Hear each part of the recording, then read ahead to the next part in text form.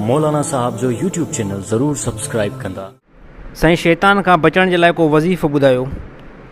साईं शैतान खां बचण जे लाइ वज़ीफ़ो हिकु इहो बि आहे त कंहिं बि इलाइक़े जे अंदरि कंहिं बि मजलिस जे अंदरि जेकॾहिं शैतान खे तव्हांखे भॼाइणो आहे न त उन मजलिस जे अंदरि हज़रत उमर रज़ी अल्लाह ताला अन्हु जो तज़किरो शुरू कयो। ॻाल्हि सम्झ में आई न आई साईं? त इन जो दलील बि जेको आहे न नबी सल्लल्लाहु अलैहि वसल्लम जी अहादीस खां जेको मिले थो। अलाह जे नबी छा फ़रमायो? अलाह जे नबी फ़रमायो, ए उमर मां कसम खणां थो उन ज़ात जो जंहिंजे कब्ज़े में मां मुहम्मद जी जान आई।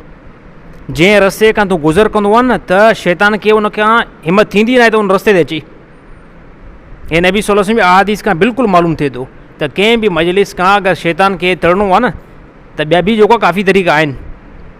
ॿिया बि काफ़ी तरीक़ा आहिनि। हिकु त इहो बि तरीक़ो आहे त नबी सल्लल्लाहु अलैहि वसल्लम फरमायो अल्लाहु अकबर स्पीड सां चवंदो त बि जेको शैतान भॼी वेंदो।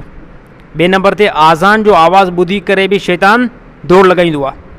हा, टे नंबर ते हिकिड़ो ॿियो जेन्युइन तव्हांखे फ़ाइदो ॿुधाइणु चाहियां पियो। जंहिं मजलिस में अगरि शैतान खे भॼाइणो हुजे या ख़बर पए त हिन मजलिस में शैतान अची वियो आहे त उन मजलिस में हज़रत उमर रज़ी अल्लाह ताला जो तज़किरो कयो। साईं बुरोई साहिबु ईअं न? हा त कयो, तव्हां ज़िक्र फ़िक्र में लॻाए पियो, बयान त ॿुधो ई नथा मुंहिंजो। मौलाना साहब जो यूट्यूब चैनल ज़रूर सब्सक्राइब कंदा।